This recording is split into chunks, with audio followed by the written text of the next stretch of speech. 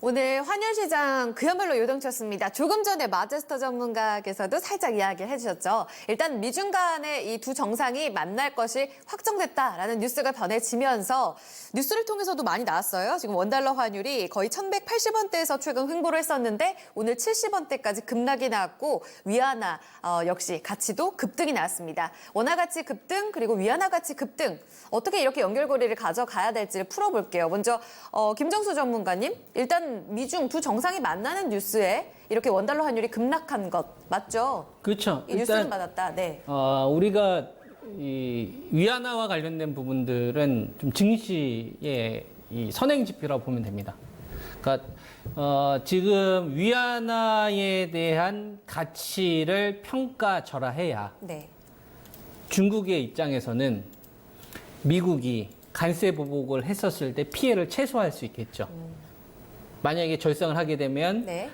그 사람들이 수출을 했었을 때 받을 수 있는 돈이 그만큼 다운이 되니까 네. 관세 보복에 대한 우려가 나왔었을 때 중국이 취할 수 있는 가장 이상적인 상황은 위안화 평가 절하 조치입니다. 위안화 가치가 계속 떨어졌으면 그렇죠. 떨어져야 거죠? 피해를 예. 최소화시킬 수가 있죠. 예. 그 얘기는 반대로 생각을 하게 되면 미국의 입장에서는 원하지 않죠. 중국이 피해를 많이 받아야 자기들이 얻어갈 수 있는 게 많으니까. 네. 그러니까 위안화 가치가 평가 절상돼야 미국이 원하는 방향대로 갈 수 있는 거고 투자가들의 입장에서는 이게 잘하면 G2 무역 분쟁과 관련된 합의에 대한 개선 가능성이 생길 수가 있겠구나라고 생각하는 거죠. 그러니까 그래서 위안화가 꺾이는 시점과 지수가 반등 이 흐름과 무너지는 흐름들은 역의 관계가 있어요. 그러니까 요거를 좀 그래프를 좀 잡아주시면 네. 제가 맑고 고운 목소리로 설명을 좀 드리도록 하겠습니다. 이거 어떤 차트인가요? 지금 보시고 있는 건 이제 위안화 차트인데요. 네. 이제 위안화 차트의 흐름을 보면 우리나라가 이 위안화가 작년도 2018년도 저점을 기준으로 해서 이제 고점 6.95원, 6.95, 6.97 위안 정도까지 가다가 네. 무너졌던 요 시점이 우리나라가 바닥을 쳤던 시점이죠.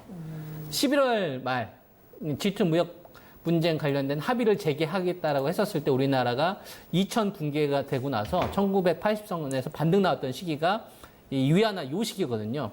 그리고 나서 우리나라가 이제 1월 4일 날 이 FRB 연준의장 파월 의장이 금리 동결 조치 딱 나오고 나서 요 시점부터 우리나라가 본격적인 반등 흐름이 나왔었죠. 그러니까 달러 위안화가 고점일 때 우리 증시가 그렇죠, 바닥을 형성했다는 거네요. 그렇죠. 그러니까 이거는 증시에 좀 바로미터 역할을 계속 해주는 거예요. 예, 위안화가 평가 절상돼야 네. 미국하고 중국하고의 합의가 순조롭게 진행된다고 보시면 됩니다. 그러니까 위안화가 평가 절하된 상태에서 순조롭게 진행될 수 있는 구조가 되지 않아요. 왜냐하면 미국이 중국한테 타격을 입힐 수 있는 구조가 되게 어려우니까 이렇게 이제 보시면 되는 거고요. 네. 그러니까 이걸 좀 속되게 표현하면 네. 피해 좀 대신 봐줘 이거죠. 그러니까 우리가 이 유럽 재정 위기 이런 위기들을 좀 거치면서 미국에서 달러를 너무 많이 풀어놨잖아요. 그걸 가지고 우리가 문제는 일으켰지만 중국 니들이 그동안 우리 때문에 돈을 많이 벌었으니까 니들이 대신 손해 좀 봐. 그게 뭐냐면은 위안화 평가 절상인 거죠. 그러니까 이 시진핑의 입장에서는 어느 정도 선까지는 해주겠는데 네. 체면은 좀 유지를 해줘야지. 이건데 트럼프는 그냥 손해 보라고 내가 너보다 강대국이니까 그 발끈하는 거죠. 이런 구조인 거예요. 쉽게 말해서. 네. 그래서 위안화가 이제 그 6.97 정도 위안까지 가다가 이제 4월 이제 중순에서 이제 하순 넘어가면서 6.69 위안에서 이제 하락에서 딱 나왔던 요 시기. 네. 요 시기부터 시장이 본격적으로 무너지기 시작을 했죠. 저 시점에 나왔던 게 이제 무역협상 결렬 가능성이 이제 본격적으로 대두됐던 시기입니다. 그러니까 위안화 흐름이 아래쪽으로 내리꽂는 게 좋은 거예요. 지금 주식 투자를 하는 사람들한테는 아래쪽으로 내리꽂는 게 좋은 겁니다. 이게 위안화 이제 평가 절상이 되는 거니까. 그게 오늘 나왔던 흐름인 거죠? 아니죠. 오늘은 이게 완전히 꺾였다라기보다는 네. 이게 지금 이전 고점이 6.97 위안이잖아요. 네, 네. 이 자리를 넘어가게 된 문제가 작년도 12월 말이나 올해 1월 초보다 문제가 더 심각해질 수도 있겠구나라고 생각해서 자금들이 들어가는 건데 네. 이게 일단은 오늘 지금 여기는 6.91로 나오지만은 장중에 6.88까지 빠졌었거든요. 네, 네. 그러면 이건 뭐냐면 직전 고점을 앞두고 나서 한번 한 템포 빠지니까 시장이 한번 희망을 갖는 거예요. 이게 증시에 대한 이 반등을 일으켰던 이제 요인으로 좀 작용을 할 수가 있는 거고요. 네. 그래서 위안화와 관련된 부분들은 이 정도까지만 보시더라도 포인트가 많이 좀 잡힐 수가 있고요. 그다음에 환율 같은 경우는 이거 설명하려면은 FRB 기준금리하고 초과 지급 준비율까지 이야기해야 되거든요. 네네. 요 현상까지 이야기해드려야 되는데 그러면 시간이 아마 오래 걸려요. 네, 머리가 이제 아마 시청자분들 머리가 아프실 겁니다. 그래서 간단하게 압축적으로, 예. 간단하게 이야기를 하면 네. 위안화 강세와 관련된 부분은 G2 무역 분쟁의 바로미터로 보시면 되고 네. 이 원 달러와 관련된 부분은 이렇게 생각하시면 됩니다. 어떻게 해석하시면 되냐면 달러 강세에 대해서 일단 잠깐 자금을 이제 빼는구나. 투자가들, 외인 투자가들이 그렇게 생각하시면 됩니다. 그게 그럼, 다예요. 그렇게 그냥 단순하게 일단 이해해보자. 네. 이렇게 이야기를 해주신 거예요. 예, 네. 덧붙일 말씀은 많지만 저희가 또 차차 풀어가기로 그렇죠. 그리고 지금 실질적으로 우리나라가 워낙 약세 흐름을 네. 보인 근본적인 원인은 외국인들에 대한 뭐 달러 이 선호 현상 요건 또 있는데 그거는 근본적인 거는 뭐 FRB 기준금리하고 전혀 상관없어요. 이런 식으로만 이게 안에 초과 지급 준비율 요거 변화 때문에 나온 거거든요. 네. 이 정도까지는 일단 전달해 드릴 수 있을 것 같습니다. 알겠습니다. 마제토 전문가님 의견도 바로 여쭤볼게요. 네. 일단은 위안화 이야기를 또 자세하게 김정수 전문가께서 해주셨기 때문에 이번에 그러니까 미중 간의 정상이 만나는 것, 위안화 가치의 급등 그리고 원화 가치의 급등도 나왔잖아요. 그렇죠. 우리 원화 가치의 급등으로 왜 이어지는지 여기만 좀 간략하게 들어볼게요. 네, 자, 일단 중요한 거 이제 환율이 지금 강세를 보이고 있다는 거죠. 근데 우리가 올해 1월부터 이제 외인들의 매수 잔고를 보게 되면 한 7조 정도 매수했어요, 우리 시장에서.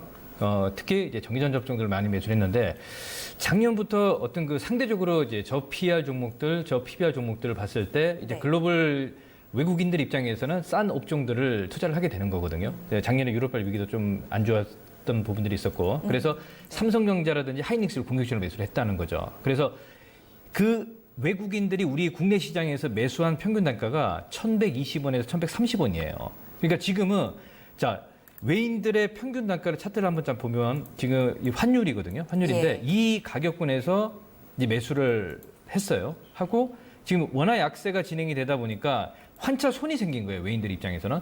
그래서 지금 최근에 이 손실을 감안하고도 이제 매도를 단행을 했는데 누적 동향들을 잠깐 보면서 말씀을 좀 해드리겠습니다. 자 여기 보시면 이 빨간 선이 이 외국인들의 누적 동향인데 4월 달에 우리가 이제 보게 되면 4월 달에 보게 되면 자 일단은 네. 여기 보시면 자 6조 8천억까지 이제 매수를 했어요. 그리고 이 환차 손을 감안하더라도 외국인들의 손실을 감안하고 이제 매도를 해서 잔고를 좀 줄였어요. 4조 7천억까지 현재. 그러면 이제 최근에 보시면 제가 지난주에 SK 하이닉스에 대한 반등 포인트 그러니까 주 네. 초반에는 좀 빠지고 예. 주 후반에 어떤 반등 포인트를 보자라는 제가 체크 포인트 말씀드렸지 네. 않습니까? 그죠? 이제 그게 이제 이런 부분들인데 사실 반도체 업종들은 이제 갈수록 이제 그렇게 좋지는 않아요. 그렇게 제가 봤을 때는 뭐 이렇게 썩 좋지는 않을 것 같은데 일단 중요한 건 이제 낙폭과대에 대한 이 2차 반등 파동이다라는 거죠. 그리고 외인들이 손실이 나 있는 가격권이다 보니까 제가 이제 SK 하이닉스에 대한 중요한 포인트를 말씀을 좀 드렸고 네. 지금 보이는 누적 업종이 전기전자 업종인데 자 전기전자 업종들도 거의 4월 말까지 5조 6천억까지 매수를 한 이후에 이제 조금 줄였어요. 줄였는데 외인들 입장에서는 뭐 삼성전자라든지 하이닉스를 봤을 때 크게 손실은 없다는 거죠. 예, 000, 660 이게 하이닉스거든요. 네. 예, 하이닉스인데 하이닉스를 보게 되면 거의 손실이 없이 이제 물량을 조금 줄이는 과정이고 005930. 자 여기 삼성전자인데 삼성전자 네. 그렇게 큰 손실이 없어요. 그래서 제가 봤을 때는 일단은 이게 이제 다음 중요한 포인트가 이제 되는 게 뭐냐면 이제 무역 협상이 어느 정도 이제 타결점을 찾고 좋아지는 모습이 나타나면 네. 당연히 이제 원화도 하락으로 이제 강세가 진행이 될 거거든요. 원화 가치 상승이고 그렇죠. 원달러 환율은 계속적으로 그렇죠. 밑으로 예. 내려갈 거라는 그래서 거죠. 내려갔다는 거죠. 그래서 한 1,160원권에서 외인들의 동향들을 체크를 해야 된다는 거죠. 그렇죠. 이제 그게 중요한 포인트인데 일단은 뭐 이 정도까지 말씀을 해드리겠습니다. 네. 예. 이후에 우리가 체크해 봐야 될 시장의 포인트까지 같이 이렇게 답이 나옵니다. 일단 첫 번째 질문에 대한 해결은 위안화 가치의 급등, 그러니까 결국 G2 간의 관계와 위안화 가치, 달러 위안의 흐름들이 정반대로 간다는 부분을 다시 한번 체크해 보면서 결국은 평화적인 움직임으로 갈수록 위안화 가치의 급등이 나온다라는 부분들도 체크해 봤습니다. 첫 번째 질문 좀 해결이 됐을까요, 유리나 캐스터? 네, 자세한 설명 덕분에 이해가 좀 쉽네요.